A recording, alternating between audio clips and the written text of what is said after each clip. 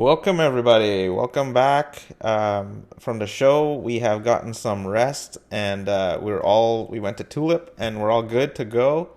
If anybody can't hear me, just let me know. But Kev, how was it? How was your Tulip conference, and how was your time off from the show? Hey, hey, Blue Jays. Yeah, it was great. Yeah, you and I have spent some good time together. Um, yeah, EOS Radio 15, we're back. I mean, we took a week off. Obviously, last week we did the launch shows all weekend long, 5 straight shows, 5 days of shows. We expected the launch to happen within that time, but it did not, as we all know. It instead happened while we were at Tulip Conference, which was this most recent weekend, last few days. So instead of celebrating online with you guys here, we actually celebrated with folks in person in EOS. So thumbs up to you, Blue Jays. Right. Yeah, thumbs up to you too, man. That was one epic launch, dude. It was something that would probably never happen again. And I'm glad I was there to share it with yourself and other people in the EOS community. And it was for me a time that I would never forget, to be honest.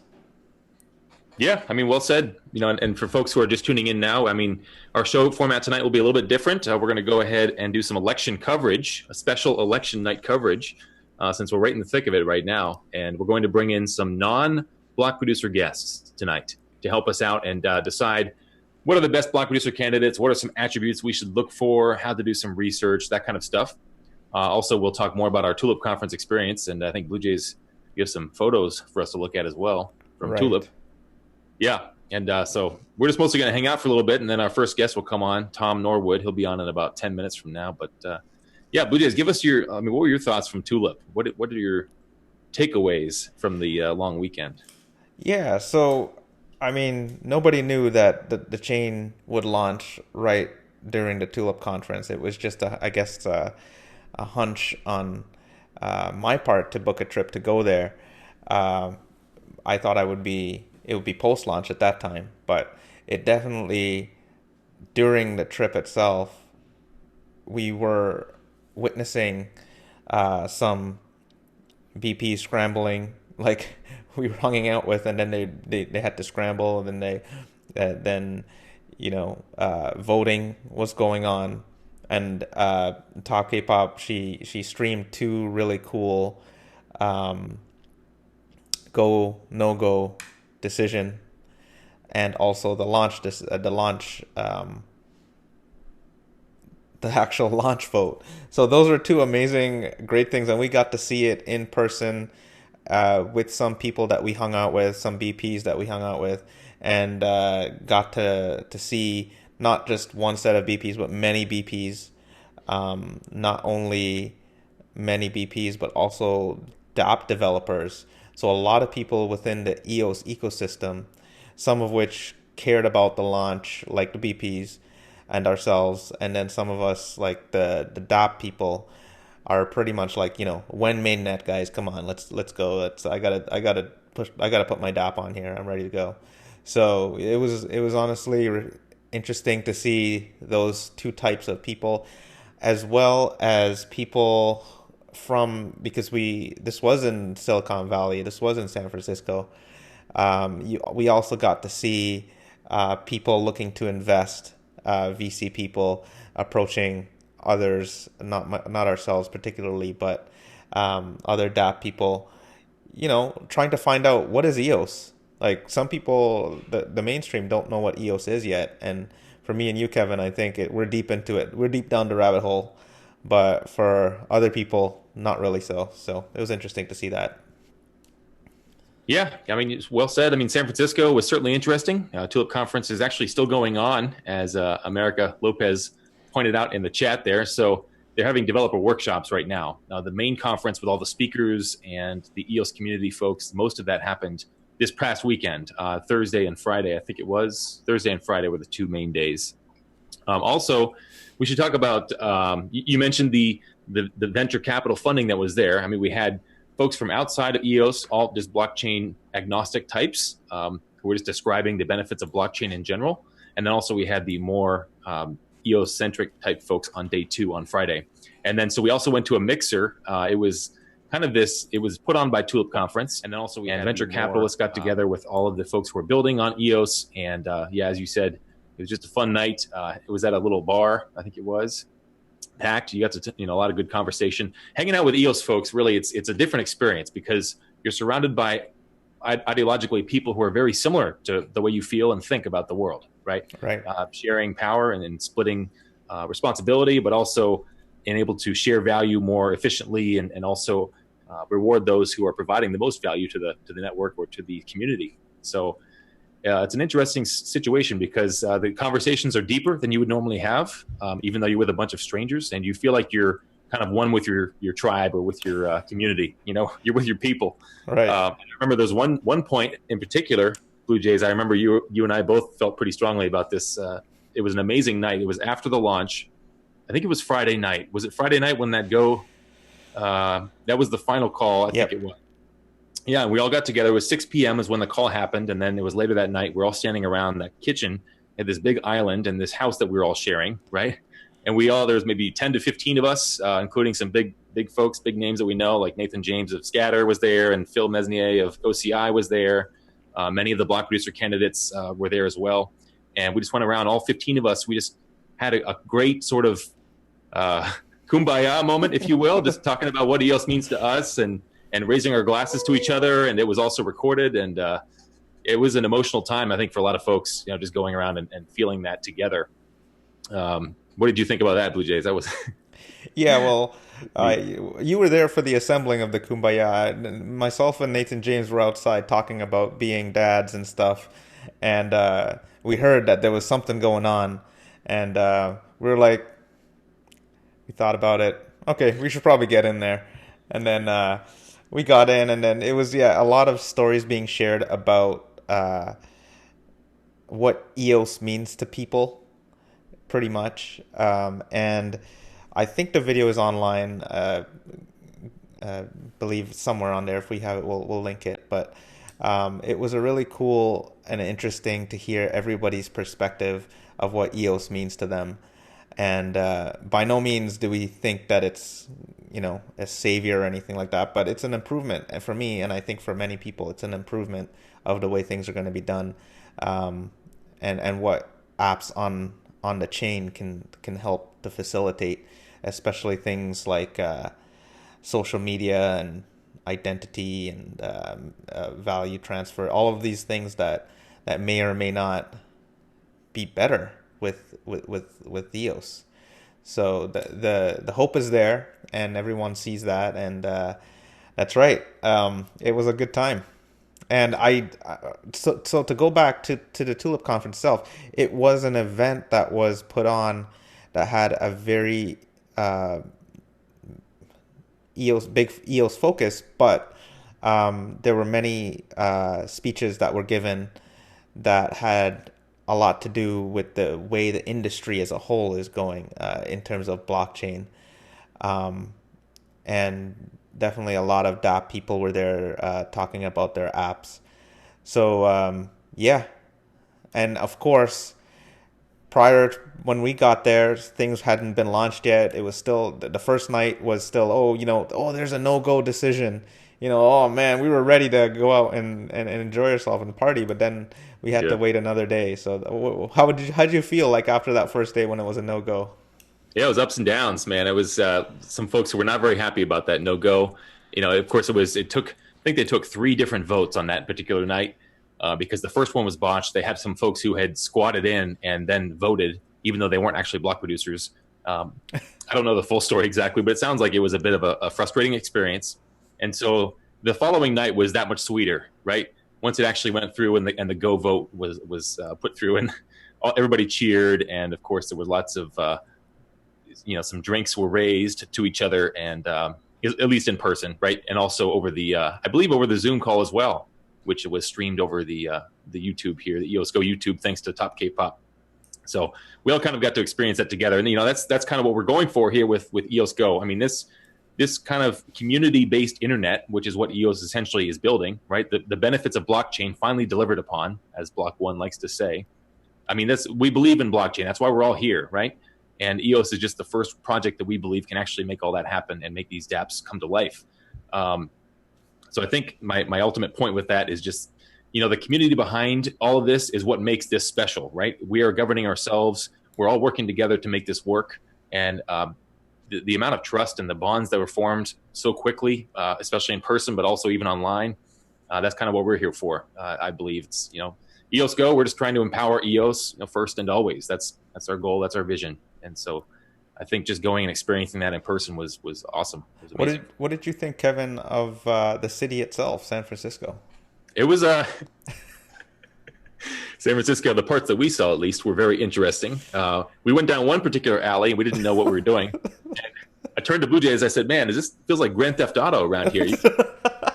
Someone screaming off in the distance, and then there's just interesting individuals walking around pushing shopping carts. But then there's an issue there in San Francisco, and I feel like the city should probably put some money towards helping folks out more. Maybe a blockchain solution might be great for that. For cities that sort of just need to help the folks who need help the most, right? I mean, San Francisco is very expensive to live in, but it really did. It felt like Grand Theft Auto over there for a little bit, huh? Oh yeah, definitely. I thought I was like I had a VR goggles on and that was it. I was just playing Grand Theft Auto San Francisco right there, And we were joking around. We should try and kick somebody out of their car and then drive it around and stuff. I was thinking about stealing a garbage truck, man. I love driving. Those things are unstoppable. But we should go over the election coverage, and we're going to bring Tom Norwood in here in just a moment. But let's check out the leaderboards here, Bluejays. I'll pull up my screen here. Yeah, sure. We can discuss what's going on. So a little bit about elections. Yeah. So as we're seeing now, the state of affairs. Let me see if I can resize that screen for you there, Kevin. Yeah, there you go. Okay. If everybody can see it, let me know. If not, when we'll. Yeah, we should also just talk about elections in general. When you're trying to vote, right? Make sure that you are going about this the right way. I mean, unfortunately, there are a lot of phishers and scammers out there who are trying to steal your private keys, and of course, steal your EOS, right? So there are multiple ways to vote right now. CLIOS is the recommended way for the most secure way possible. It's also very difficult. There's also an EOSC.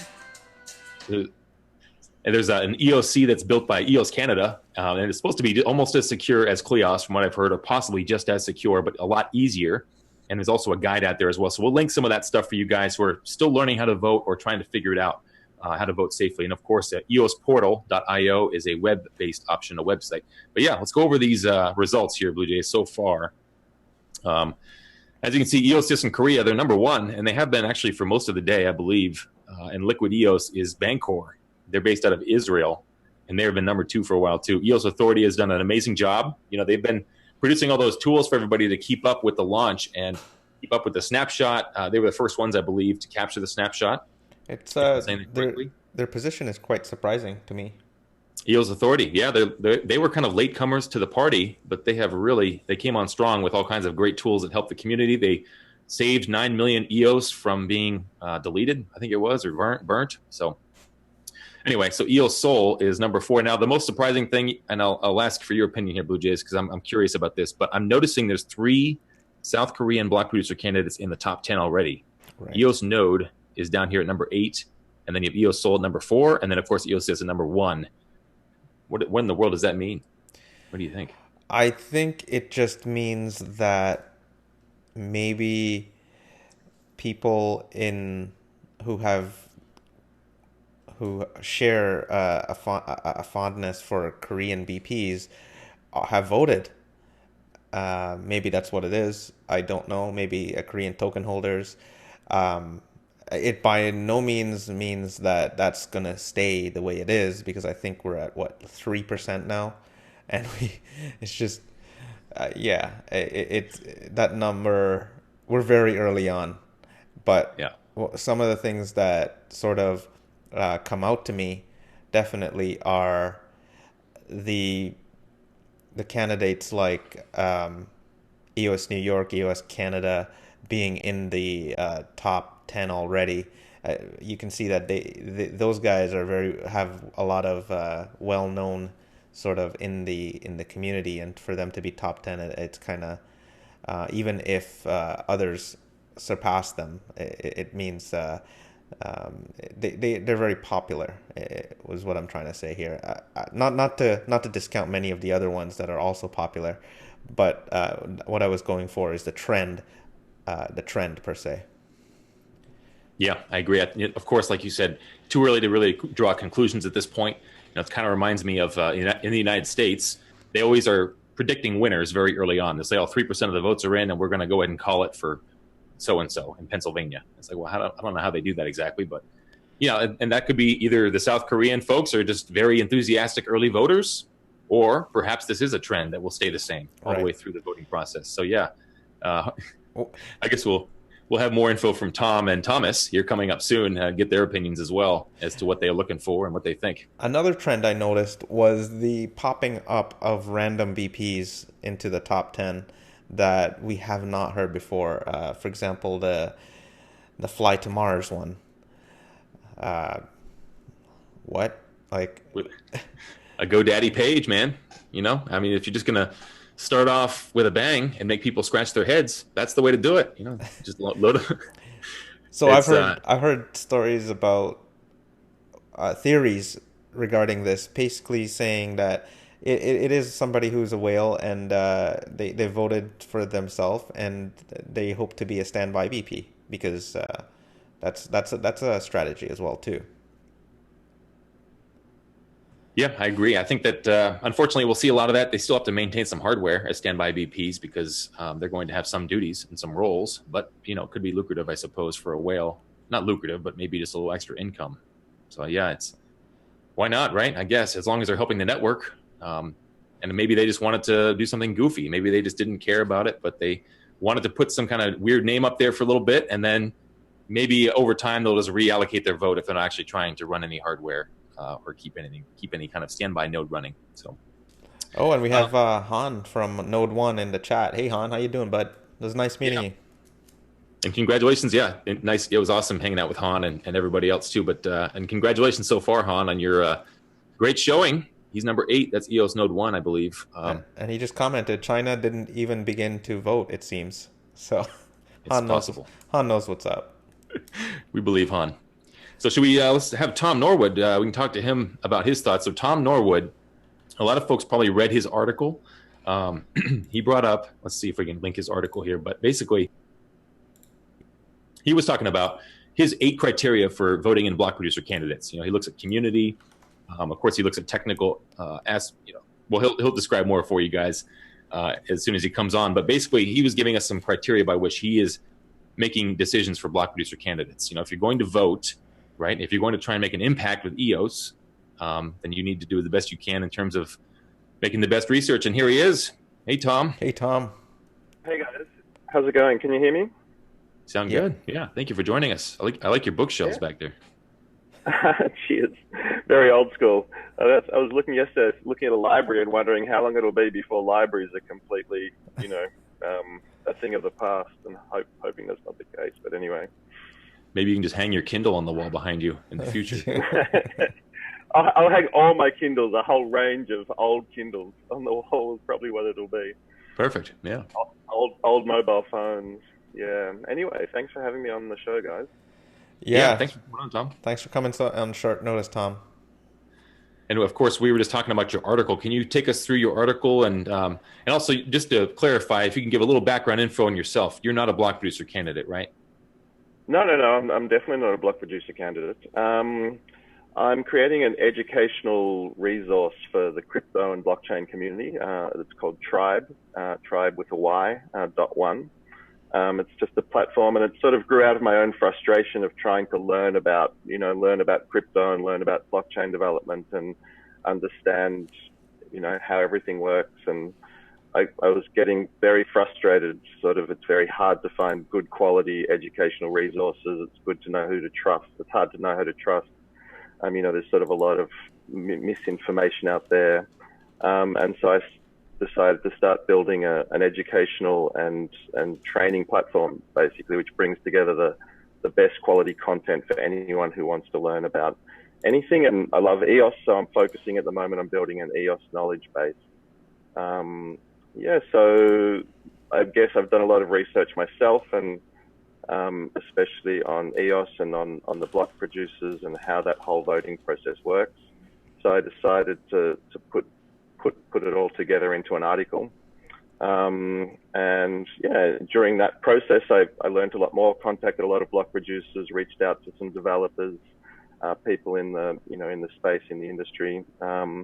And yeah, got a lot of, as you guys have obviously experienced, it's a fantastic community. Everyone's willing to share their knowledge and help out as much as possible. So got heaps of great feedback and heaps of collaboration from the block producers.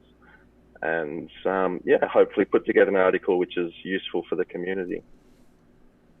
Yeah, I love it. Of course, just providing something that's valuable and helps everybody out. That's definitely the first way to jump into the community. And then it goes back and forth, right? People help you out, you help them out. And thank you for putting this article out. I think it helped a lot of folks so far. Can you sort of go through your criteria, what you were looking for, how you made your picks?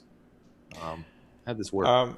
Yeah, Kev, just before we go there, I just wanted to ask Tom about, Tom, how would you explain voting to people in crypto, in the blockchain world, for seeing it for the first time? Why are we even voting?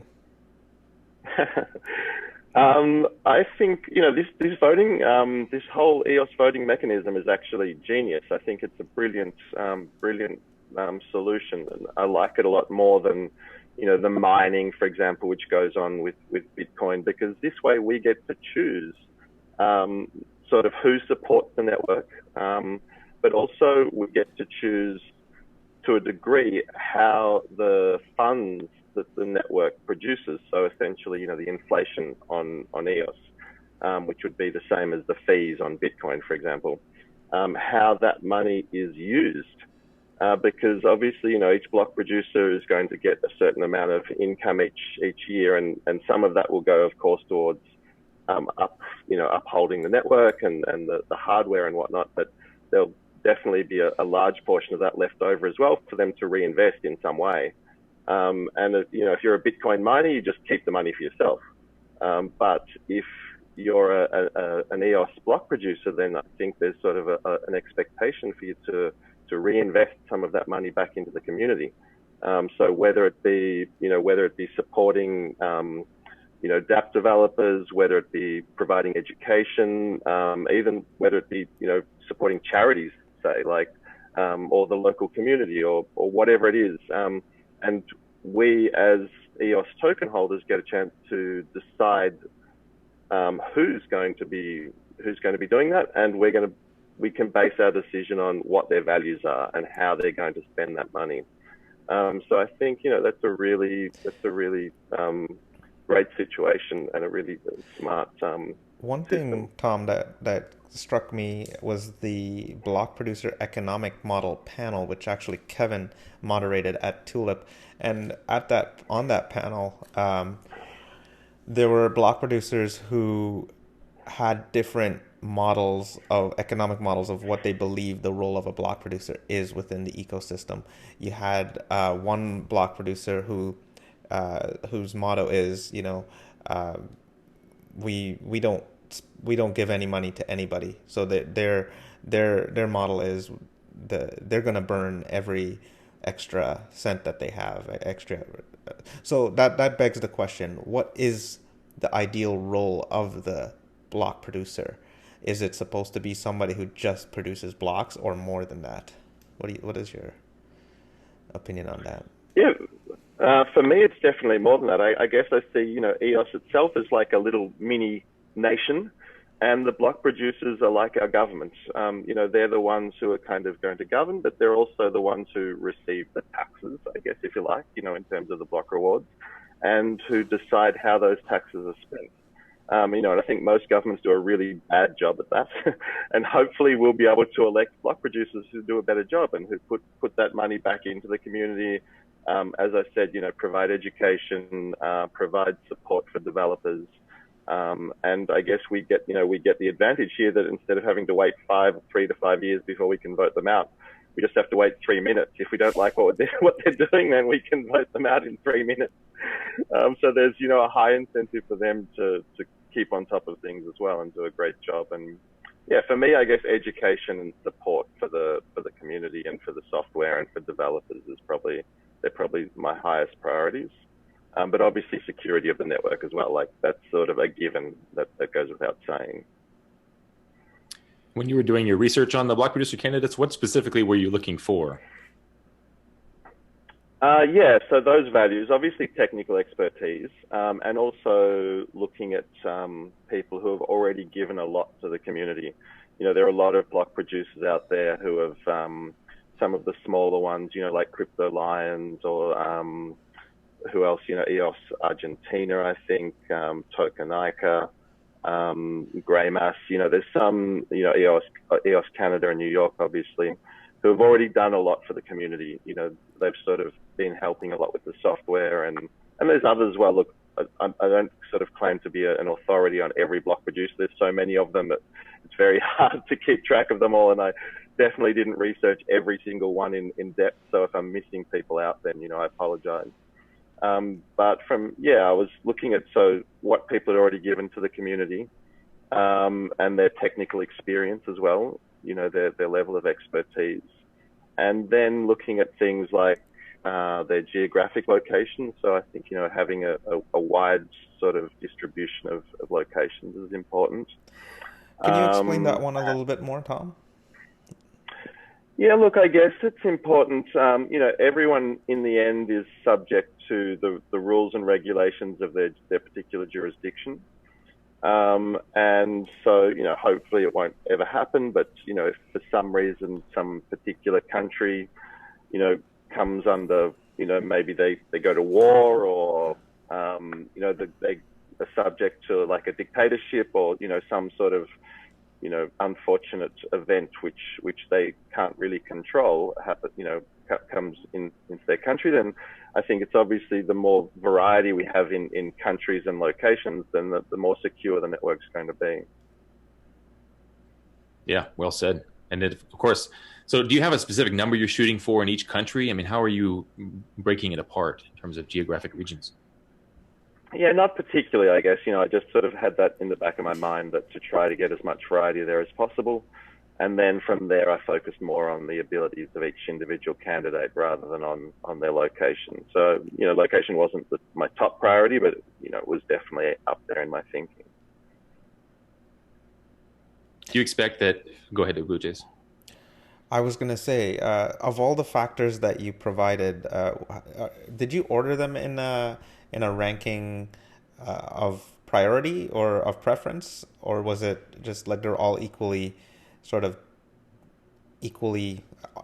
well important? Yeah.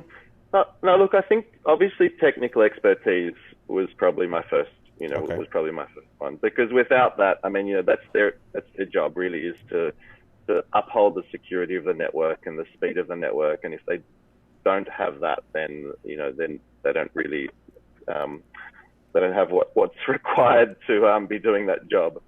So that was definitely number one. And then after that, I think I looked at how they were going to, well, as I said, you know, how they've already contributed to the community and how they propose to contribute to the community in the future. So, you know, in community engagement, meetups, education, you know, investing in developers, etc. So that was kind of my number two. And then number three was probably geographic, you know, diversity, and then, you know, a bunch of other factors there as well. Interesting. And of course, when we first started getting involved with EOS Go, there were not that many publicly announced block producer candidates back in December and January. So it would have been interesting to know if more would have popped up in the top 10 like we're seeing now. If all of us didn't start coming out and publicly doing the announcements for candidacies. Do you, and also, do you think that in terms of going forward, when we look at past elections, when everything starts to settle down, right? How do you, I mean, it seems like the block producer candidates, once they're elected in there, and when things start to settle down a little bit, it seems like we won't see a whole lot of turnover, right? What will you be searching for? How will you be doing research beyond that? Yeah, look, I mean, I'm hoping that there will be a little bit of turnover, and that people will not just get lazy and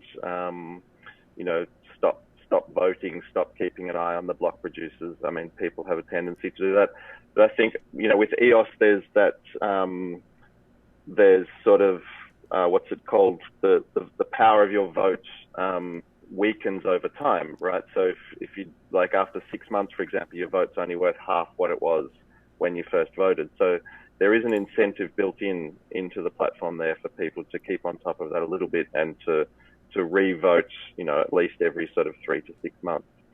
And I think it's important. Hopefully there'll be some sort of source. And look, I'd love to provide that myself, and it's something I'm planning on doing ongoing, is kind of keeping a bit of an eye on the block producers, maybe producing some reports on, how they're going, and, what they've provided and things like that. So an easy way, I guess, because, it's quite a bit of work for some, an individual to go and research every single block producer. No one's going to do that for themselves. But, if there's, say, a site like mine where, and, you guys as well, I'm sure will do the same thing, and you've already created a great resource there with EOS, the EOS Go, the block producer site. In fact, that's where I got a lot of my information from.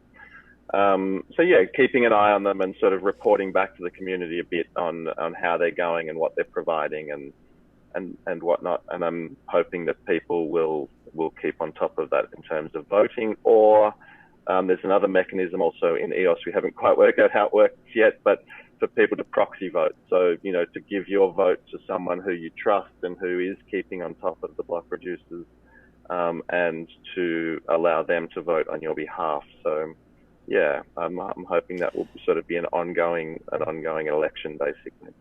Good point on the vote decay. I believe that is the concept of a vote having more power and more relevance to the community if it is given more often, and just instead of letting it pass away and let time go on, because we want engaged citizens of EOS. Exactly. Do you guys know by any chance how the proxy voting works? No one I've talked to seems to know exactly how that's going to happen. It's like many things in EOS. We don't know yet. I mean, speculation abounds, right? I mean, ideally, it sounds like the voters will be able to just hand their vote over to someone else. I'm sure the staking time will be about the same, 3 days. You hand over your vote to the proxy, and then the proxy votes on your behalf. But in terms of the technical aspects and when it will actually be implemented, I don't think we have any answers yet, as far as we know. I do know that there is a precedent set in Steam, so you can do that in Steemit ecosystem. So it's not. I don't think it's a brand new functionality at all. Right. No. Okay. Yeah. Well, and Tom, going back to Tribe, so is TRYBE is the name of the group that you're working with, or you started, and you're looking to help educate folks. Can you tell us a little bit more about Tribe and sort of your long-term goals with Tribe? Yeah, for sure.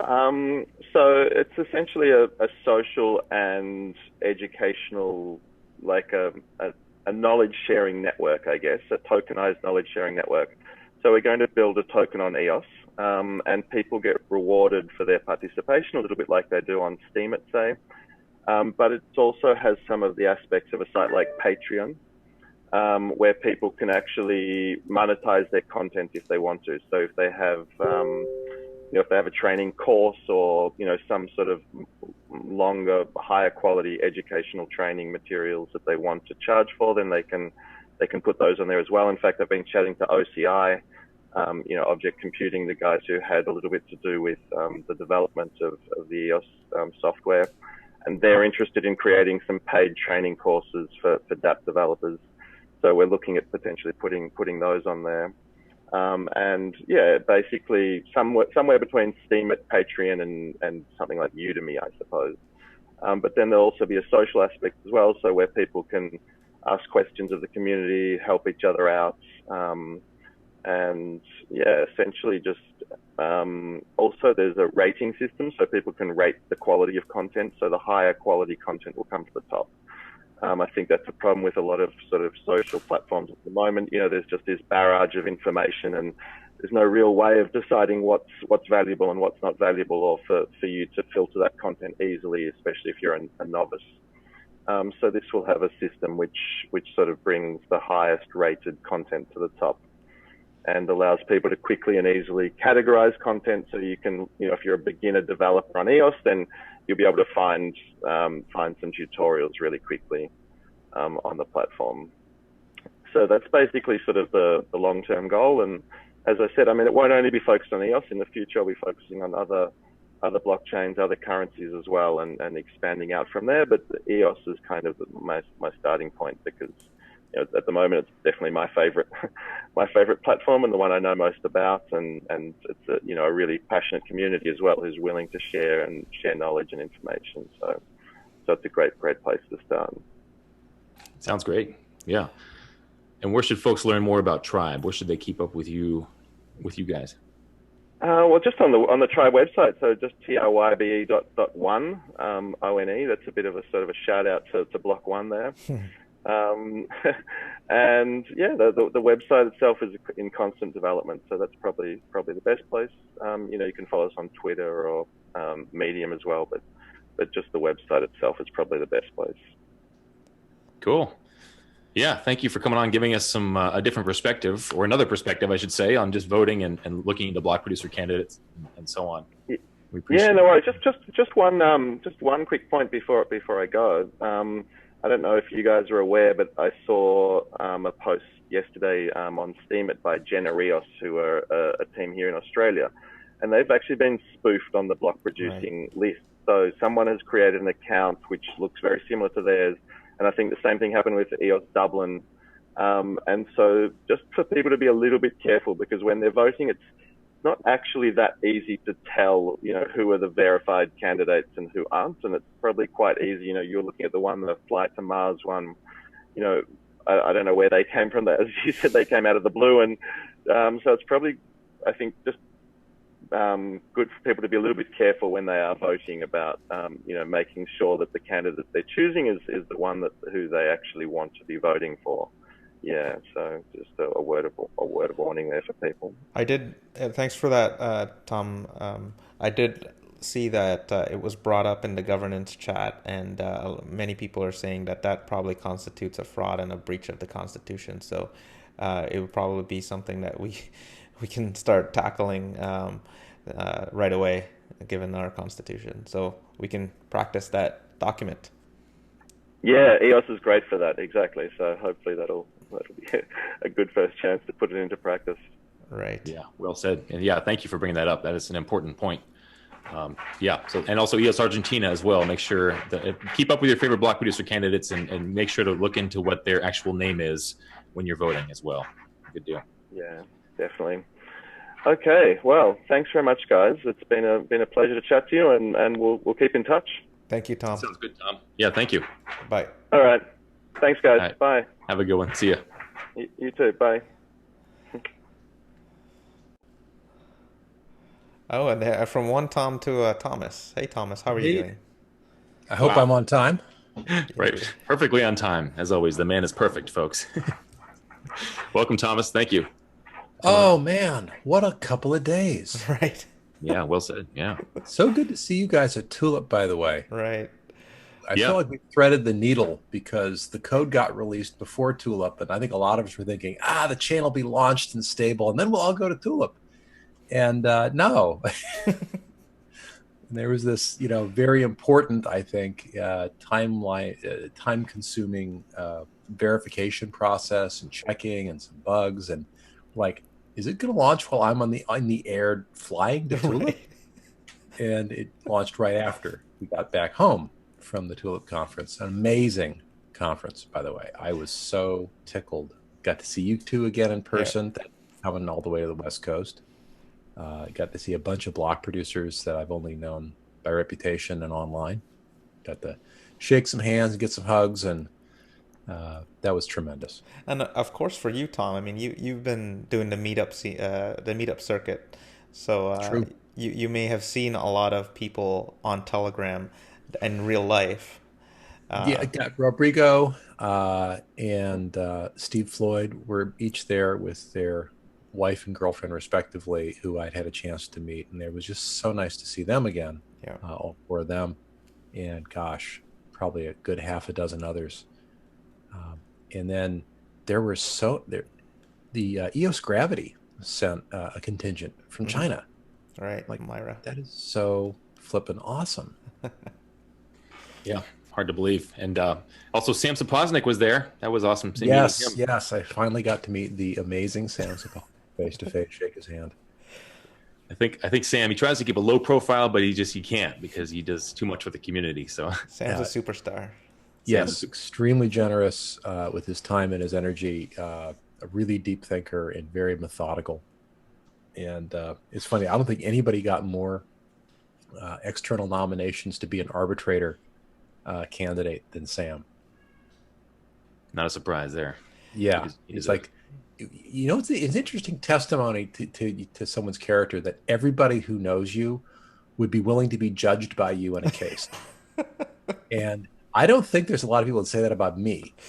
I'm a little too rapid, and I'm a little too, a little snap judgmenty, a little edgy sometimes, and not always completely balanced in my commentary.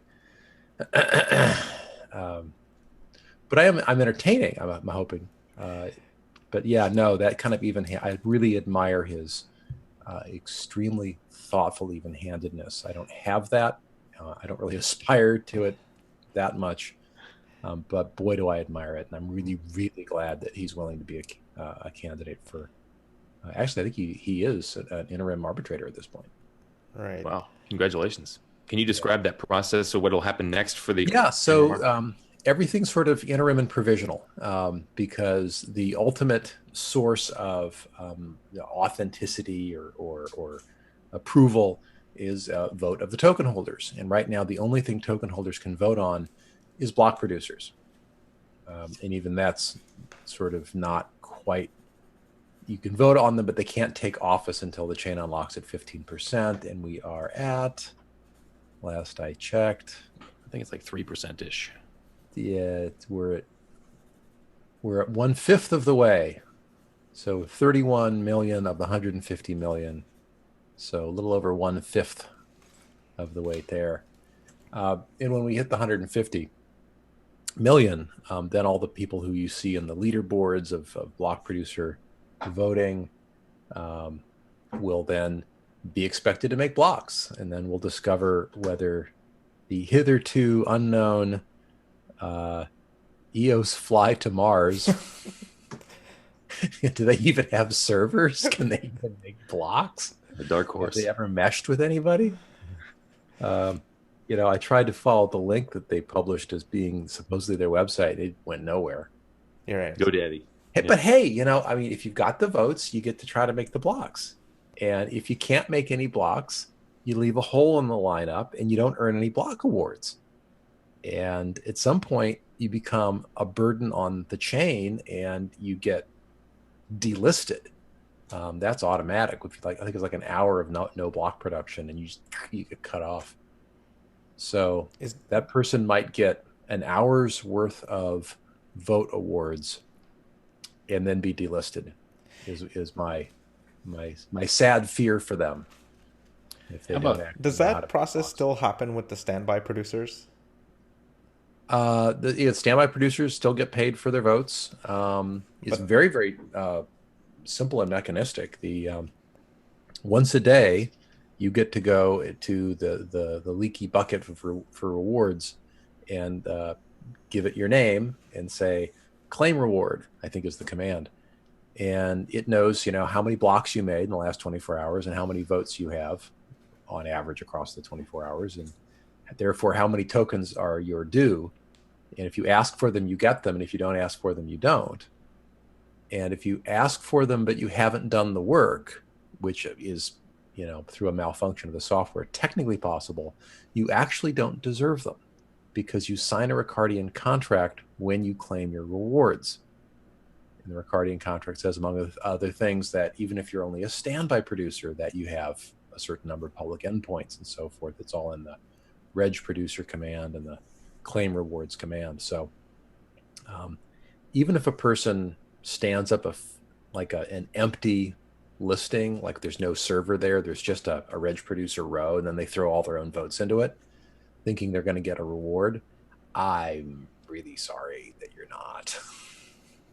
No, I'm not sorry in the slightest. You're just not. No. You might maybe get an hour's worth. It's possible, but beyond that, no. And Thomas, we were also, and of course, we have the reputed potential fraud, dual listing of two different people claiming to be EOS Dublin, one of which probably is, and one of which maybe isn't. And that's for an arbitrator to decide, not me. Same thing with what was the Generous. Generous. Yeah. Out of Australia. So the good news is that the interim arbitration forum, I say interim because they've not yet been ratified. A lot of folks aren't aware of that process. It's pretty straightforward. Basically, it's up to a forum to recruit arbitrators and train them, vet them, make sure they're only assigned to cases that they have the technical ability to work on and that they have no conflicts with. And then once we have ratification process in place, the referendum contract gets written and tested and installed, then a forum can offer up their slate of arbitrators to the token holders and say, please ratify them. So it's kind of a little bit like if you're in the United States, you're familiar with the Senate who has to approve cabinet appointments by the president. Or we have to approve Supreme Court justices and circuit court judges and so forth. Kind of the same idea. It's not that you would expect an enormous investigation by token holders so much as you would like the token holders to have a chance to look, to weigh in, that the forum would probably put together an information packet on each of their candidates and ask for an up or down vote. That's the kind of thing I'm anticipating is probably going to happen, and we'll see. At this point, it's largely beyond my control. We also have, as a guest moderator here sometimes, Bill Boz comes on and helps us out. So very cool. Yeah. So Tom, tell us, I just wanted to go back. What was your impression of that whole process from Wednesday, Thursday when we froze, or even the week before when we froze the snapshot, to all the way to the launch? Would you ever?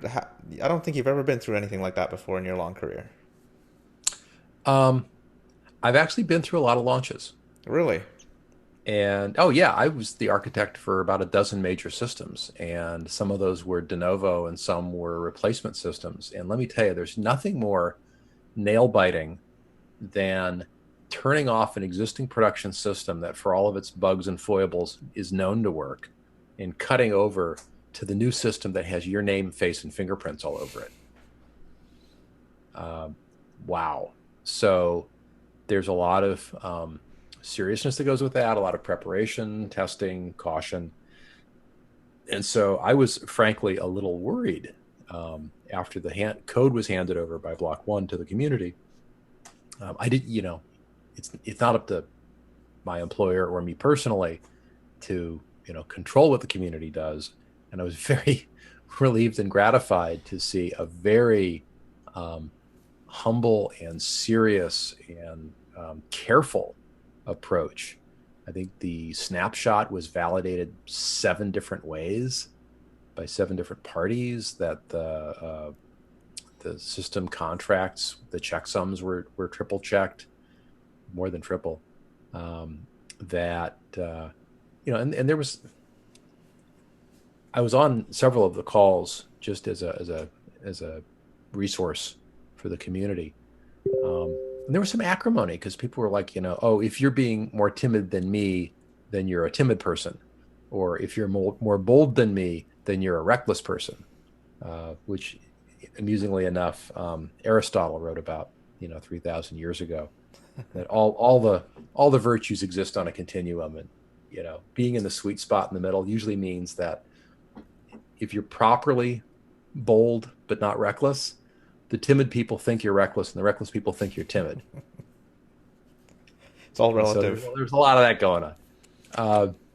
And ultimately, there was a very very strong shared desire to get up a chain that would be stable and solid, which, knock on wood, so far, it has been. That's tremendous. I know a lot of the larger token holders are apparently waiting for 24 to 48 hours to go by before they vote their tokens. No surprise there. Why would you think that, Tom? Why do they think that?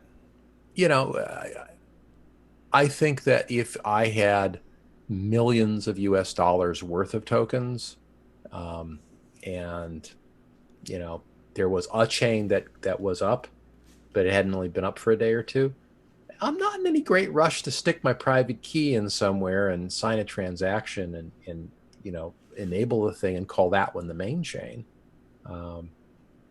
You get to do that once, right? True. This is not for all the normal rapidity and the crazy breakneck speed of the blockchain industry.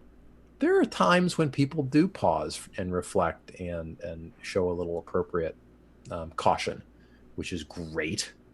And I'd love to see more of that. There have been, you probably have covered, and if you haven't, I'm sure you will, a number of complaints and concerns. People have put their Ethereum key in to, help me register and generate an EOS key for me. And they got a legitimate EOS public key that is now associated with their Ethereum tokens, but they were handed a fake private key from a scam site that was keeping the real private key to themselves. And if they don't get some sort of relief, those people may very well lose their tokens.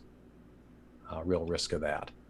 So no surprise, scammers aplenty, various attempts at phishing and so on.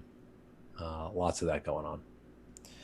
Sure. And of course, we can't roll back any transactions just yet. We can't have any arbitration cases just yet. So I think the arbitration forum might be letting people put in their requests, but certainly unlikely to open any cases fully quite yet. They'll have to talk about that themselves. That's not mine to speak to. Okay. Dan had a comment regarding this situation, and I'm just paraphrasing here, but he said producers had their time to validate the chain, and voters had to be token holders had to be patient. Now it's their turn to wait while the token holders everybody gets to be a little cautious and a little careful and go, well, all right, let me look, let me see, kick the tires, right? Thomas, what are you looking for? I mean, as we look towards elections here and researching block producer candidates, and folks are asking us a lot of questions as to what should we look for? How should we vote? What kind of points what kind of research are you doing? We wrote about this on the awesome forums.eosgo.io website some time ago, where the question was, what is the definition of a healthy block producer? And this is from memory, but this seems probably about right. 3 things.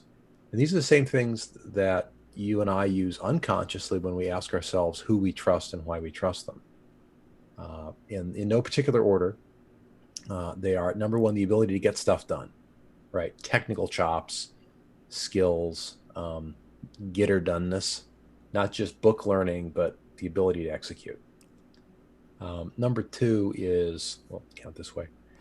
So technical skill, ability to get things done, integrity, keeping your word, that what you say and what you do are one. And those are different.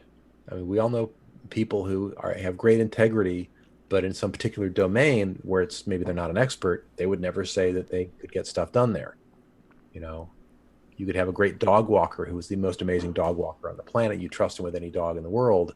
But if they said, hey, I'm expanding beyond dog walking, now I want to do strategic planning for multinational companies, you'd be like, well, that's a different domain. Right. And I get that you're very reliable and your word is your bond and all that. But yeah, dog walking doesn't quite extend there for me. So you see the difference right there. And you can also imagine somebody who was extremely technically talented, but maybe was a chronic liar. some sort of sociopath. It's like the very fact that they're technically excellent becomes terrifying because they're dishonest. And then, so that gives us over to the third point, which is benevolence. Do they put other people's needs and agendas at least on a par with their own some of the time, as opposed to it's all about them all the time? It can't all be about everybody else all the time, because then you're just a victim. Then you never you don't put your own oxygen mask on first. You don't do appropriate self-care. That's not good for the long term.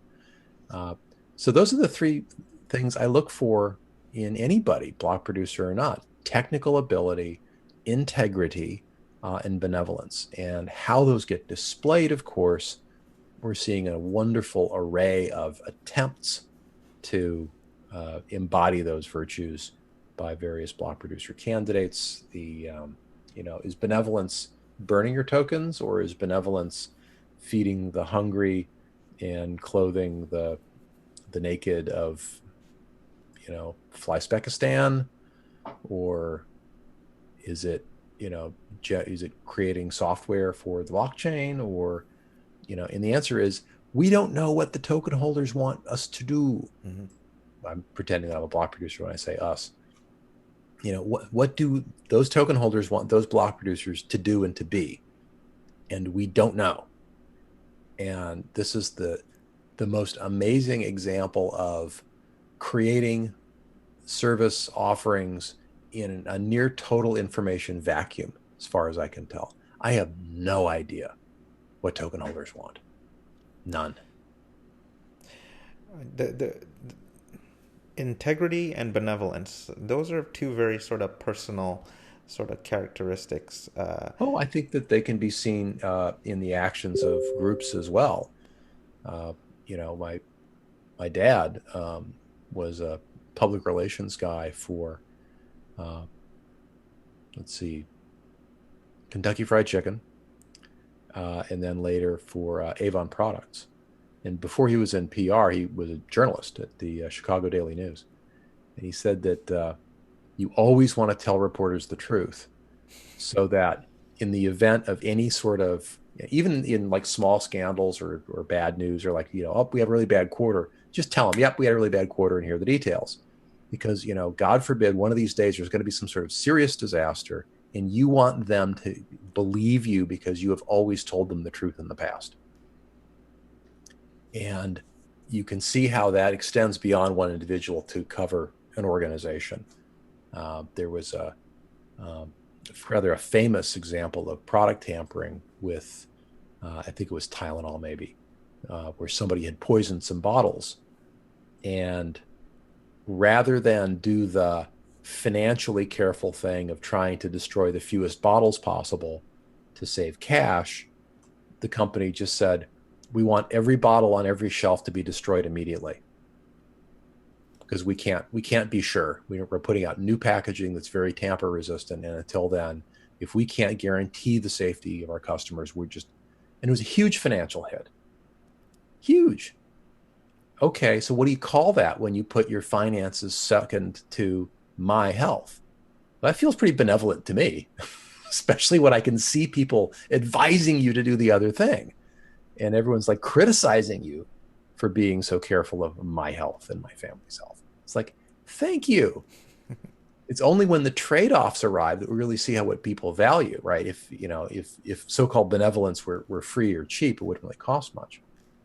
So that particular case is kind of a textbook example now of how you demonstrate, who you care about, what you care about. So no, I would say that integrity and benevolence are not purely individual characteristics at all. That the culture of an organization can be permeated by one or the other. Wow. That's both. A powerful concept. Wow. And I guess we can see that in the code of conduct that people put out there, and the other different materials that BPCs put out there as well. Remember, it said that integrity is when words and actions match, and so far, codes are just words. Yeah. That's what they do. And the good news is when they put out a code, they're putting out a marker. It's okay, here's what you can measure us against. And then when we behave, you got our word, and now you can measure our integrity pretty directly. Right. Whereas if I never put out a code, was It's I a moving having target there. not? Who knows? And I guess we can take your lead, and I know Kevin does this as well. But we try and make as many meetups as we can, and make personal connections with the people that we vote with. Yeah. I think that's one of the best things that you can do, to be honest. Yeah, if I were a block producer, and I'm not, I would be. What would I be doing? I would have a strategy for each of those three things. I would be asking myself, how do I repeatedly and pointedly demonstrate in the public arena my integrity, my technical capabilities, and my benevolence? And by the way, I think you'll see that the majority of the leaders on the leaderboard that I'm looking at have done some combination of those things. There's EOS Korea, EOS Liquid, EOS Authority, EOS Seoul, EOS New York in 5th place currently, EOS Canada, Node 1, the mysterious Fly to Mars, now in 8th place. I hope before they fly to Mars, they stop off long enough to introduce themselves so we know who they are. That's Nika is in there from, they're from Poland, I think. Who's that? Tokanika? Yes. Tokanika in 9th place. Shios is in the top 10. Right. Look at that. Cypherglass, apparently. EOS Gravity. DAC, the EOS DAC servers in there. EOS Canon. So I'm noticing a very strong China/Korea presence in the top 21. EOS Rio, Brazil in 20th place. Tremendous. I was actually surprised that we didn't see more Chinese block producer candidates in the top 10 or 20 already. Well, and that brings up, how do you vote as a voter? And the thing that I'm hoping we will start to see in voting guides and voting wallets and voting interfaces, and people can do this manually, of course, is think about geographic diversity, right? And so there's like a floor below which I don't want people to fall technically, but there's also an upper bound above which I don't know that I'm getting any additional benefit, even if they're like way above that upper bound. And if you were to pick the top technical teams first, you might find that they were all, 2/3 of them were from China and 1/3 of them were from the US. Well, it's not fair. You got a lot of really good European ones. We actually got a lot of good Korean. Never mind. That whole sentence just failed. So let me start over. You might find that your geographic diversity wasn't showing up if you just did a forced rank on your own opinion on technical chops. So what I would probably do if I had a number of tokens to vote, which I don't, by the way, would be only look at people who have good technical skills above a certain lower bound, which is why I would discount maybe somebody I hadn't heard of, and I would include people who'd been active in test nets and put out software and so on. And then I would put them into buckets by geography. I'd have a China bucket, I'd have a Korea bucket, I'd have a Japan bucket, United States, maybe East Coast and West Coast is two, maybe Eastern and Western Europe, Africa, Middle East, a few others. And I would say, what's the maximum concentration I want in my votes? Do I want more than 4? Probably no more than 6 from a single geography. And so I would have a hard cap in my design, even though there's an embarrassment of riches of Chinese, very technically good Chinese block producers.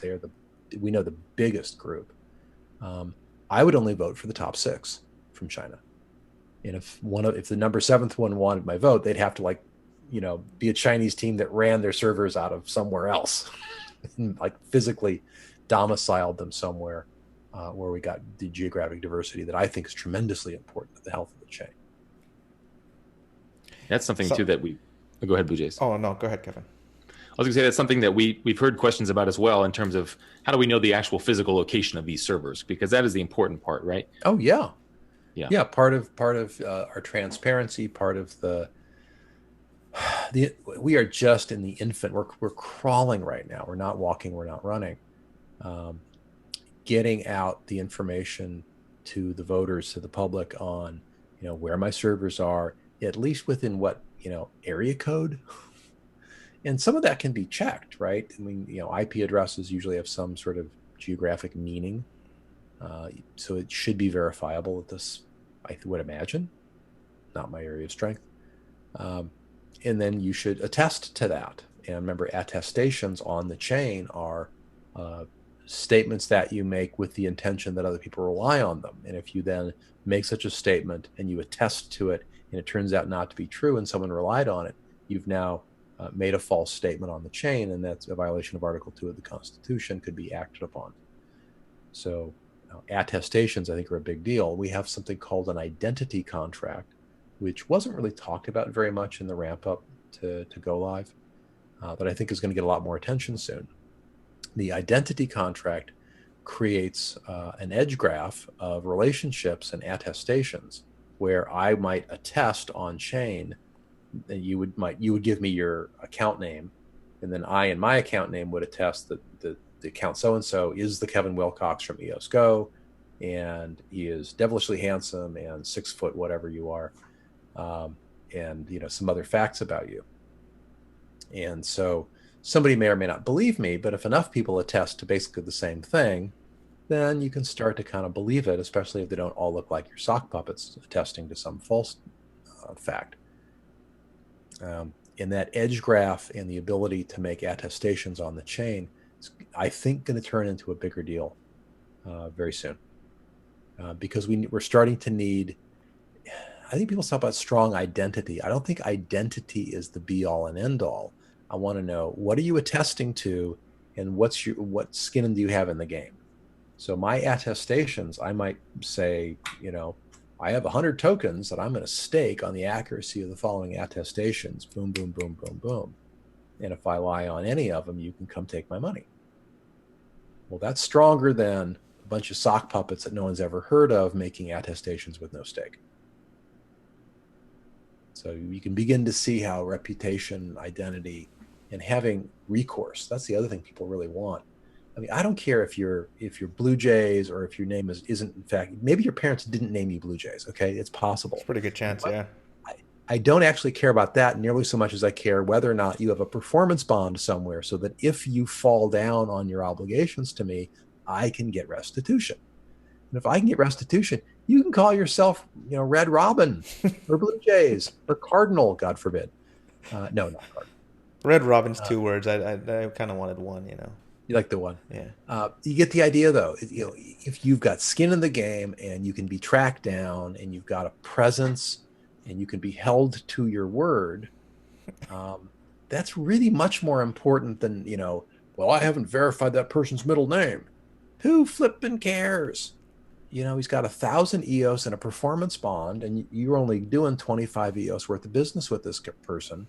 That's more than enough to cover any judgment. You're probably fine. Or this person's never been seen before by anybody, has a tiny account and no performance bond staked, and no one's attested to any facts about this person. Why would you trust them? So buyer beware.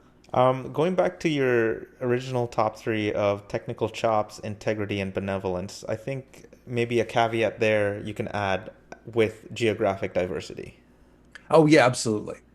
Absolutely. And in fact, I would have, minimum criteria in each of those 3 areas. They're all 3 mandatory. You don't want a malicious, technically excellent, truth-telling enemy. Right. You don't want a highly benevolent, pathologically dishonest, technically excellent person. And you don't want a highly honest, highly benevolent idiot. Right. You really need all 3. Thomas, can you just go through the benevolence part again? I think that's one's going to be the hardest for people to understand. I think it's going to have to be shown by proxy. We're going to have to, see evidence of generosity, of public spiritedness, of the creation of public goods, open source software, funding of, putting money towards, Scatter, one of my favorite projects personally. Or there was money for a voting portal built on Scatter. I actually put money into that project.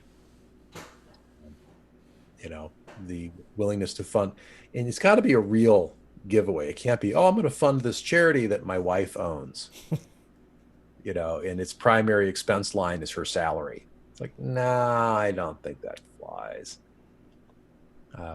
So, people will play games and they'll try to, imitate generosity. That's one of the cool things about humanity is we're really good at lying to each other, and we're really good at spotting the lies. And what I love about the blockchain space is it reminds me a little of something I heard once about professional poker players. There was a guy who he loved poker playing as his profession because it was so honest, because everyone knew that everyone was trying to take each other's money. And they all knew what to expect of each other, and it was very clean. And so, it was honest in a way, even though they're all like trying to bluff each other and whatnot. And there's a similar kind of thing where we know what we're all trying to project. We know virtue signaling is a phrase you might have seen around. So people are trying to signal it, but the signal needs to be accompanied by real expenditure, real behavior, not words. You don't behave yourself into it. You don't talk yourself into a reputation for benevolence, really. You behave yourself into that reputation, and you do it by doing things that don't really benefit you directly so much as they benefit the community as a whole. Not just the people who voted for you, the community as a whole. Or possibly off-chain communities. There have been some block producers who are doing charitable things in, I think, Puerto Rico, maybe. Right. I think I read about that, and some others. And again, we'll see, what do the token holders take as signs of benevolence that matter to them? If it were me, and it's not, I would look for things that help the chain as a whole. Tutorials on how to use the identity contract, tutorials on how to safely vote, online classes on X, Y, and Z, public source software, information hubs, because information is hard to get and it's all scattered around. These are the kinds of things that strike me, and we're seeing all of those. And if you weren't sure which thing to do, I would say, well, what are you really good at that helps a lot of people? And go do that. Yeah, well said. And Thomas, going to a different topic for a moment here, can you give us your thoughts from Tulip Conference? I mean, we were talking about that before you came on, just in terms of meeting the community, because you've talked about benevolence and you need to get to know your community members before you can make those kind of assumptions or judgments or... Well, you need to see their behavior and verify their behavior. Yeah. Yeah, and shake their hand and give them a hug and everything else. What were your great takeaways? And you also spoke as well on stage. Yeah, I did. I would say something that we haven't talked about much before, and we haven't tested this yet because we don't have a referendum contract in place. But we know that blockchain platforms are competing, and the competition will only heat up. I believe firmly in the strengths and the possibilities of EOS, and we cannot rest on our laurels. We don't yet have the Byzantine fault tolerance, 1 second finality in place, which I think is going to be very important. There's a bit of a list of features that were put on pause in order to get the code as stable as possible before launch. Those need to be reactivated and staged in. We will probably find that the industry is evolving in interesting ways and new features are being demanded that if we want EOS to be competitive, we'll have to add on. Maybe, I don't know, ZK snarks, just because I like saying the phrase ZK snark. Sounds kind of cool. Zero knowledge proofs, either on-chain or some reliable off-chain approach or something. And so how do you add features to a blockchain? And the answer is through referendum. Right. And if you don't have a method for achieving agreement on which things to add when and how, you will evolve slowly. And if you do have such a mechanism, you can evolve more quickly. And that is why I think EOS's ability to be agile as a platform and to grow and change and respond to changing needs may be our biggest strength, which is why I'm very much looking forward to that referendum contract being rolled out. Speaking of which, it looks like that is going to get practiced for the violence article. Is that something that Dan had an issue with? Yeah, Dan is having some issues.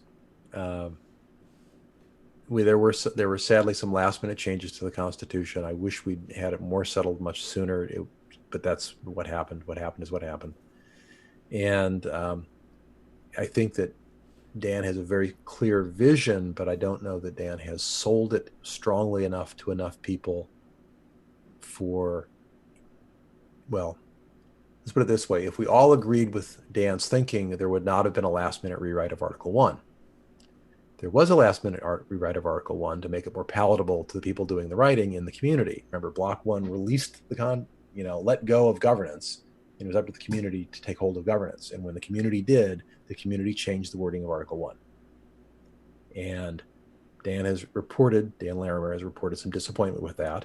And the way you get a community to, change their constitution is you persuade them. Right. And so that is, I think, his job now if he wants to see that changed. And I would love for us to have a very heartfelt, serious, substantive conversation on the meaning of nonviolence and the meaning of justice and the extent to which it's even possible to have a civilization and a society founded on nonviolence. And is that nonviolence satyagraha nonviolence of the kind that Gandhi taught, or is it some other tradition of nonviolence, or what?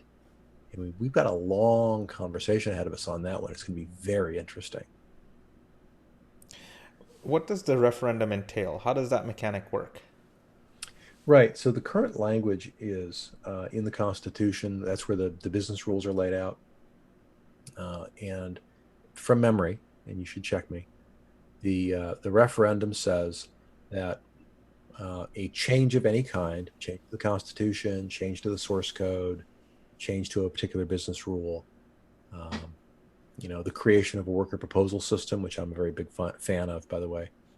All those things have to be voted in by the token holders, and specifically the token holders have to be given a thing to vote on, yes or no, up or down, A or B, whatever the choice is. And the winner, the vote to change has to maintain a 10% margin above, yes above no, change above don't change, for 30 days continuously. So that's 55 to 45%. And if it dips below 55%, the clock starts over. You no longer have a 30-day continuous window of yeses. So in practice, it might be more like 60%. And once you've hit 30 days, you've won. And you've got, I believe it's a 120-day window in which to get your 30 days of yeses. So when the question gets posed becomes important. And that's not in the Constitution. That'll have to be just something that we come up with as part of our implementation details. My personal belief, I'll just share with you because I share it with others, is it would make sense to have candidates for referendum go through some sort of careful vetting process so they're well worded, so they make sense, right, and they're rational. I don't know how one does that.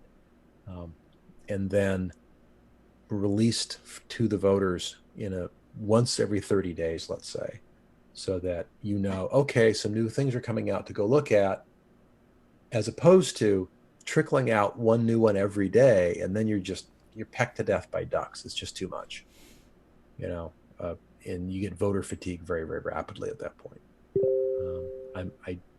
While I absolutely believe in the importance of the token holders voting on the direction of the platform, I know from my casual amateur political science knowledge and psychology knowledge, that throwing a bunch of decisions at people will exhaust them, and they'll start just saying no to everything. And that is not a recipe for success. Yeah, and that's something that voter apathy is. We hear a lot about voter apathy, and there was even a recent thread from Reddit, someone talking about BitShares and Steam and the issues they've been facing as well. But proxy voting, of course, and actually Tom earlier asked us about proxy voting and how that would work, how that will look. Yeah, I think proxy voting is fairly straightforward. I'm not a C++ programmer, so I've looked at the code, but I can't promise you I understood it correctly. But I'll tell you what I thought I understood, is that you can use the proxy command to say that my account gives its proxy to Kevin.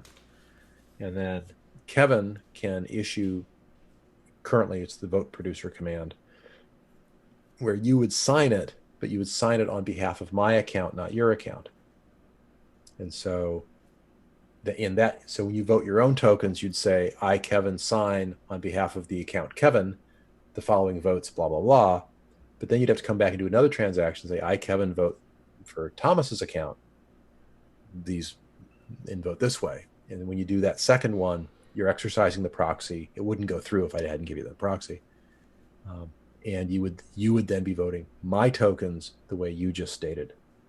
And you could vote your own one way and mine another way, right? And they all get tallied the same way. Now, because I own those tokens and I proxied you, if I unstake them, the votes go away. And I can always revoke the proxy and give it to somebody else. Okay. Yeah, that makes sense. Well, and Thomas, we always appreciate having you on. Of course, every week you're a standby here, or a steadfast. You're on vacation right now, I believe. Happy to be a part of this incredible work you guys do in informing the community. You and EOS and Kurios and a couple of others who have interviewed me recently, doing enormously important work. Not just in gathering this information, but disseminating it, getting it translated in a lot of cases, building and maintaining an audience, showing up and doing the show again and again. What an amazing job the two of you and all your supporters and technical people did for the launch broadcasts. Thank you. Thank you. Thanks to Energy Drinks service to the community there.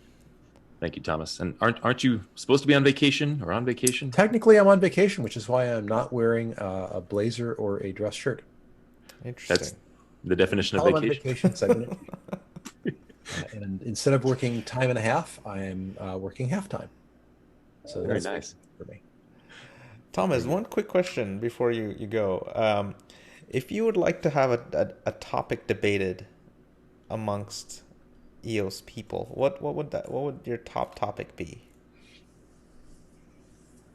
And for more background, he's talking about the Munk debates. If you're familiar with those, MUNK debates. No. Okay. Well, the idea is we're hoping to do some sort of friendly debates on certain topics, possibly between candidates or even between community members, just to keep things interesting. For example, we could have an arbitration case that someone brings up, and we could debate both sides, or an aspect of the Constitution, for example. I would love to hear different people weigh in on something that really hasn't, I think, gotten nearly enough play yet. And it's going to have to be, given a lot of consideration, a lot of group thinking and talking. And that is, what are the norms for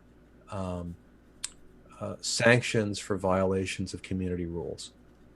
So if I have, in fact, misappropriated somebody else's name in an attempt to, say get votes for block producer, just hypothetically, what does the community feel is an appropriate punishment for that? And what's the appropriate first time punishment? And that can be expanded out to fraud more generally, or things that look like fraud, assuming that the evidence is there, we'll call it fraud. All communities have a sense of right and wrong and a sense of proportion. And we don't know what ours is yet. And obviously the arbitrators will do their best, but it's also up to the community to offer guidance.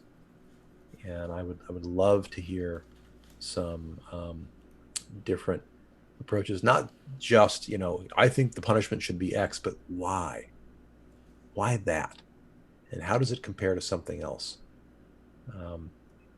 That is probably, and that'll evolve over the coming years. I mean, communities take years to work these things out, and then they evolve.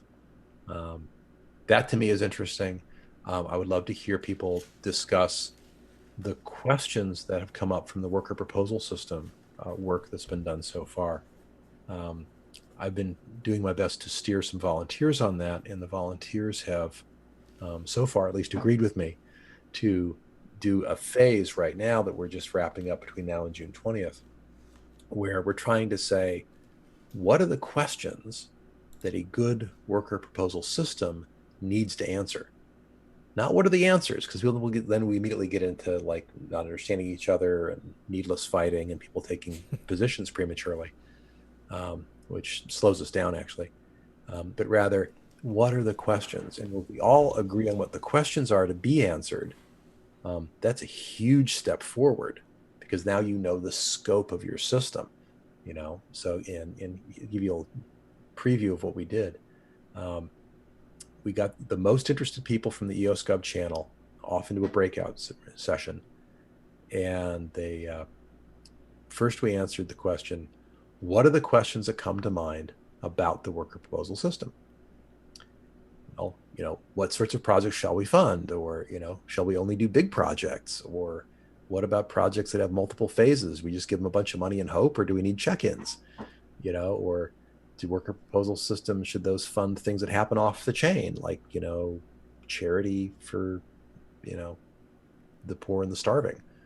And on and on and on, like lots of, you can imagine, like just dozens and dozens of questions. And then we sort of sorted them into rough categories, like all the stuff about accountability went together.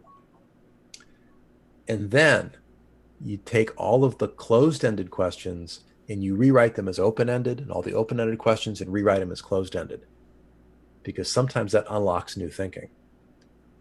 For instance, you might have a question that says, how shall we encourage a wide variety of different proposals?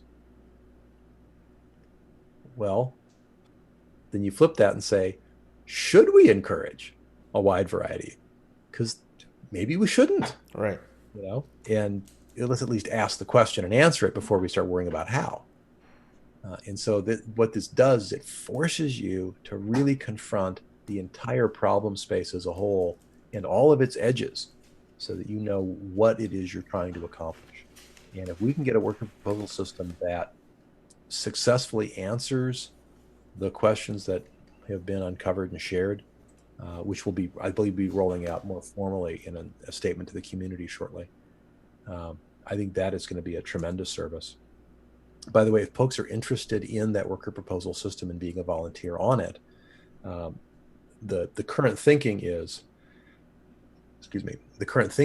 that we would do some work, have a checkpoint, report out on it, get comment on that, and then there'll be some next phase of work, and that's when new volunteers would be appropriate to come in and get brought up to speed.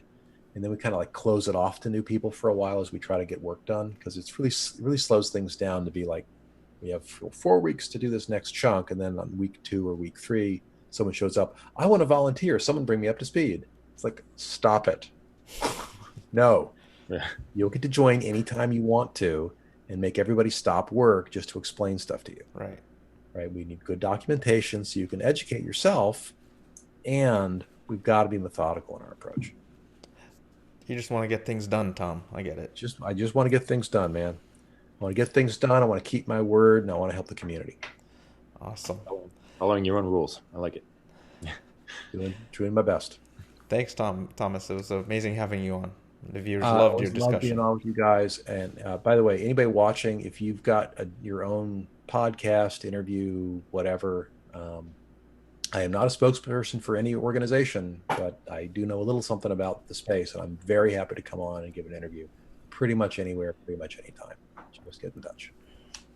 Sounds great. Yeah, and everybody, call to action. Hit up Thomas Cox. Yes. We'll come talk to you. EOS Go first and foremost. Oh, Well, thanks, Thomas. We love having you on, and it was great giving you a hug at the Tulip conference. Right. Same here. It was great to see you. In a manly and heterosexual way, yes. Of course. Of course, yeah. Just kidding. We can do a fist bump next time if you want. Nah, I'm good. Do the old woo. Take care, man. All right, care. see you guys. Good night. Yeah, man, that was so always good words from Thomas, right? It's fun hearing him talk. Yeah, so He's awesome. He's awesome. Yeah, and he spoke a couple times. He's on a panel, and he also spoke as well at Tulip conference.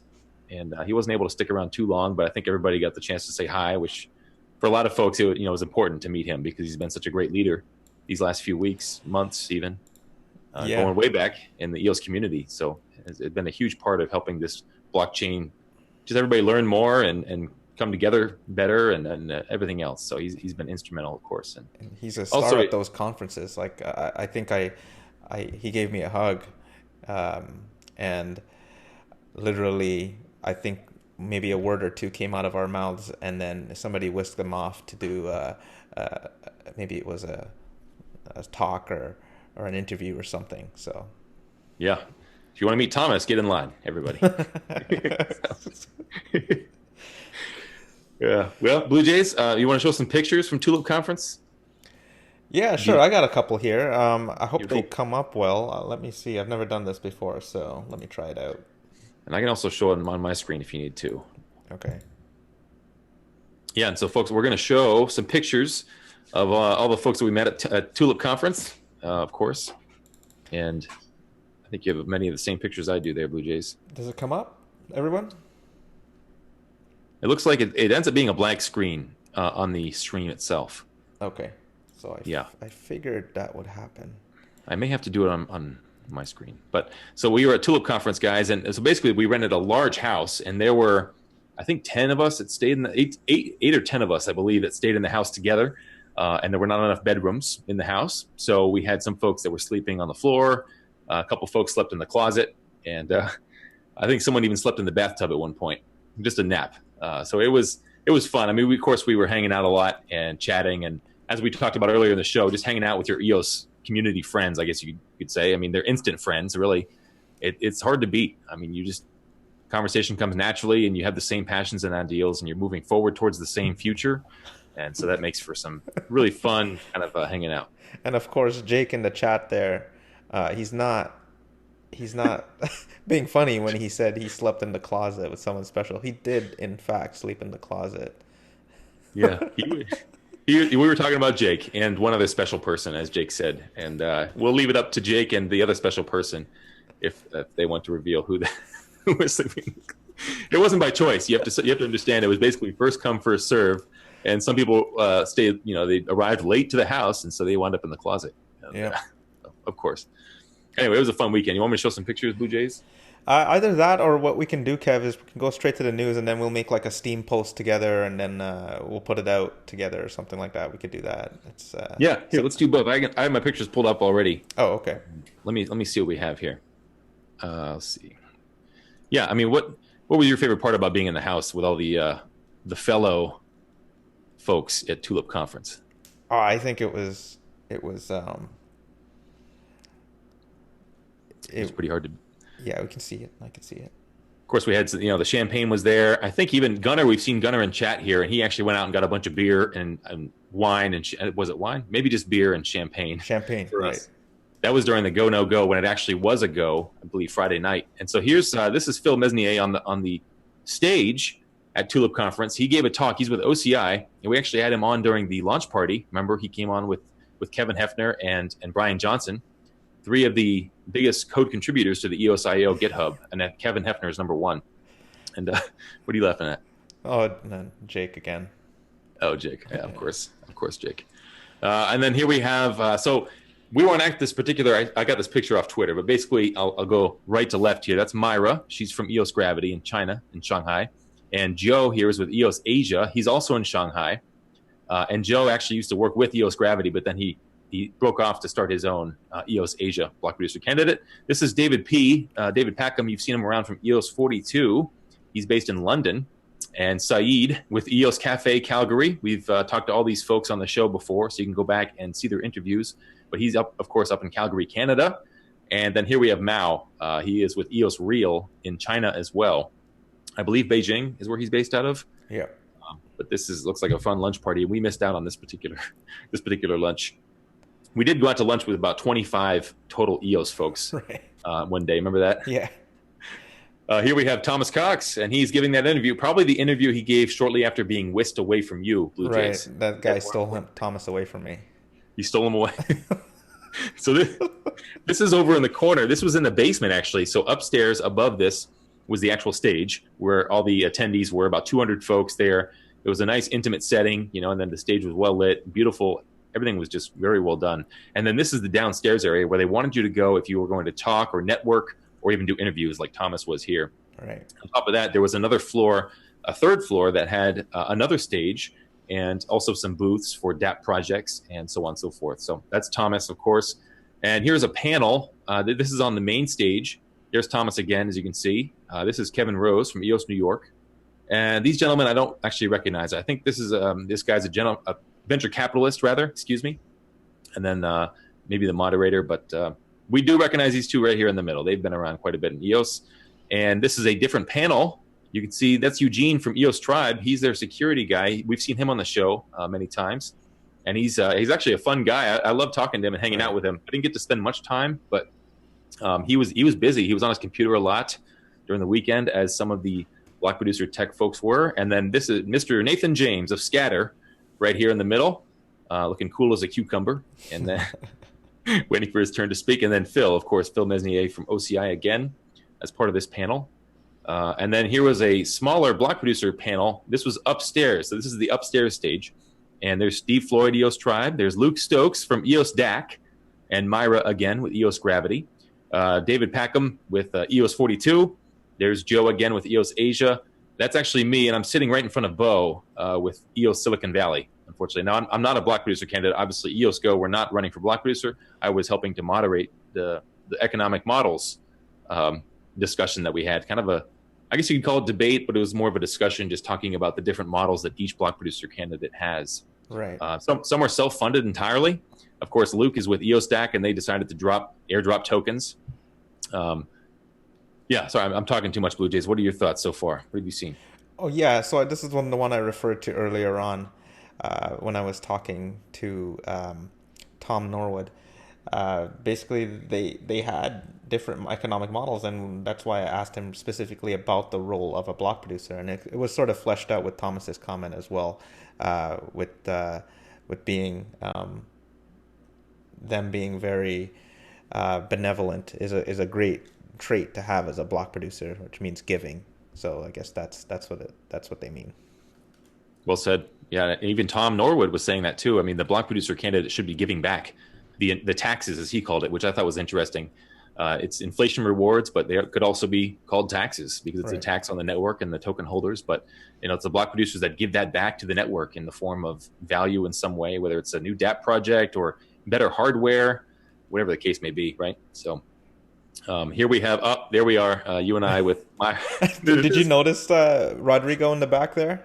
Yeah, Rodrigo with EOS Detroit. I did not notice that until I saw the picture.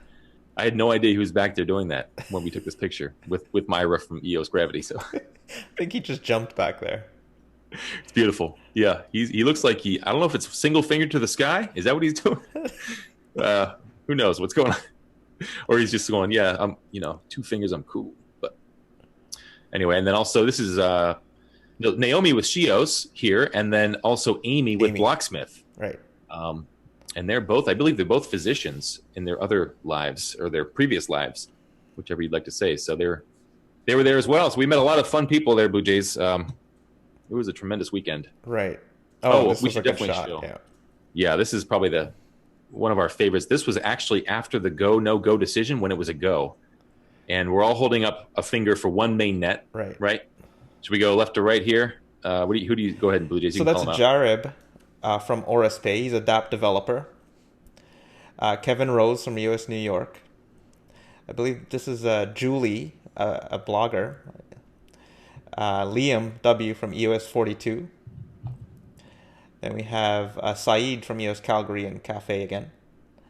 Han from EOS Node 1 in Korea. What is he doing? He's sneaky guy, sneaky man. Yeah. That's Nathan James of Scatter. Myself. David P. of EOS 42. Luke Stokes of EOS DAC. Steve Floyd of EOS Tribe. Gunnar Pope. I don't believe he's a part of a block producer candidate. I don't think so, no. And then there's yourself. Yeah, then there's me. Yeah, that was... Oh, yes, and then this... Now, this was the Kumbaya circle we talked about earlier, as we called it. A Kumbaya, it was about an hour even of all of us just standing there, and we're just going around the circle talking about what blockchain will do for everyone and how just why we're here, really. I mean, what makes us tick. It turned it was very heartfelt. Mm-hmm. It was a great bonding moment. It was incredible, really. And this is a chandelier. It looks like a ball of flame or something, but it's actually got some kind of a hanging light. But anyway, so here we are. This is about halfway through the circle. We started around here and worked our way around. This is about 30 minutes in already at this point. It was just a long, beautiful. It was beautiful. I mean, everybody, there were tears, like I said, there was laughter, and yeah, it was something else. It was yeah. What a moment, right, Blue Jays? Yeah, that was a great moment. I loved hearing the stories. Of course, my story was very short because I didn't know what was going on. I came in from outside, and Nathan were like, "What? Okay." Yeah, might as well, right? Yeah. There's something going on, but yeah, it turned out to be a special moment, and just have to thank everybody who was there with us, for making that special. And everybody has their own reasons, right? We're all different individuals coming together. A lot of reasons are similar, but there are some that are just a surprise. It was. I remember Phil Mesnier with OCI. He was there.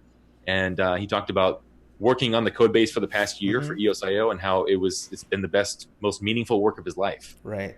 And it was just kind of a twinge of emotion for all of us standing around there. So, yeah. Blue Jays, what are your thoughts? What else is going through your head? Excited to see what's going to come up for when this chain activates at 15%. Yeah. Given all the hesitations, it might just be a waiting game again, and then who knows, we wake up one day and we're at 10 and then we're at 15 and all of a sudden we have EOS. And anybody who's been asking when mainnet, all the DApp developers now have something to drop it on, and now we can basically start going on into, like what Thomas says, the governance issues and the worker proposals. And I never thought we would get to this point. I couldn't envision beyond the launch because it was just so exciting to see it happening. It's something that hasn't been done before. And I know Thomas has said he's been part of tons of product launches, but I still say that I've never been through anything like this, but like specifically. Obviously, the technology is new, but something done by the community, something grassroots from the community, launched by the community, and the coordination of 150 plus BPs on a call, taking votes. It was amazing to see, really.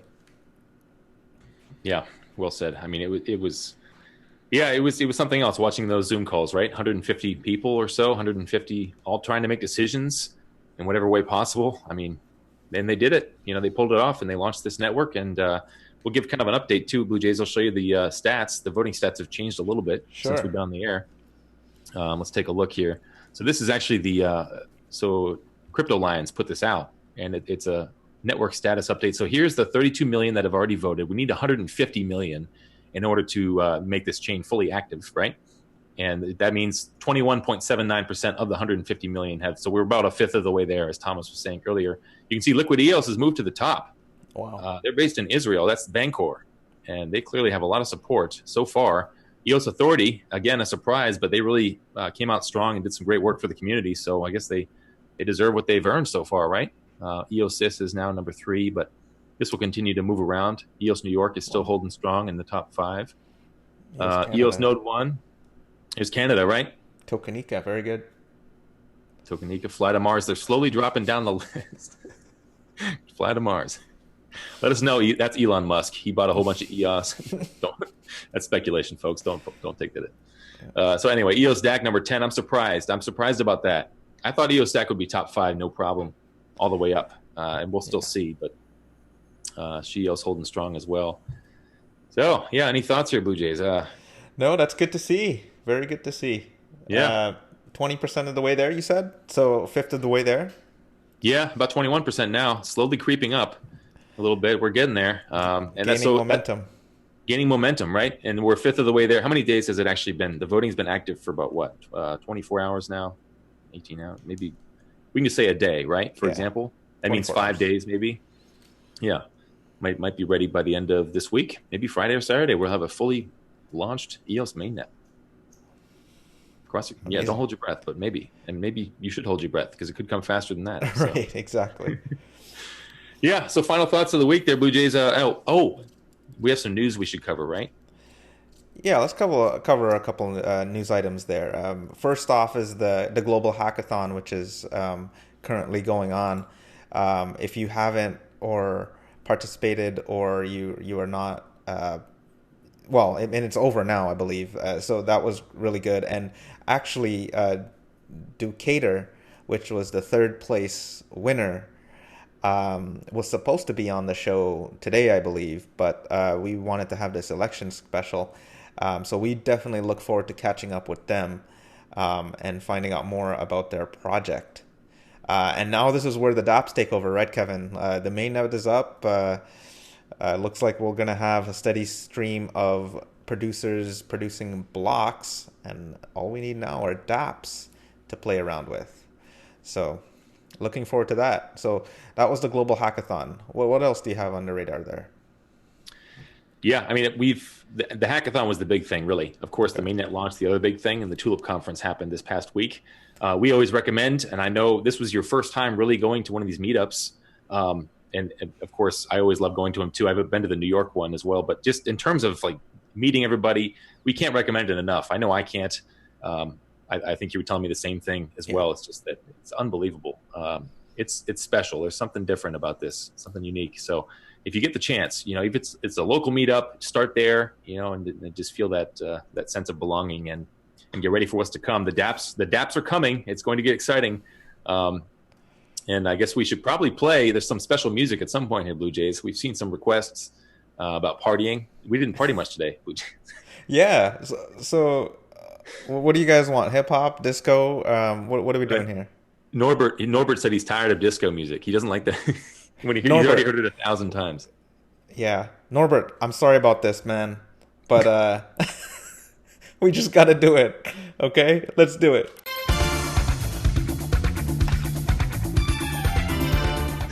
Sorry, Norbert. Sorry, Norbert. It's we had to do it. I mean, disco. It's everybody can't stop.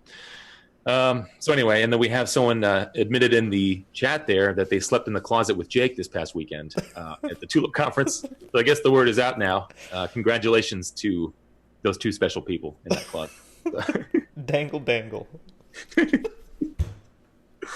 Oh, we're talking about the disco ball. Yeah. So Blue Jays, the news for the week. I mean, obviously the big thing is we're just going to watch this election. Blue Jays, the dApps coming out will be exciting. I guess that's the biggest thing that we're looking forward to, and of course the meetups and everything else. So, we'll see you next week, guys. It looks like where should folks keep up, Blue Jays? What's the latest?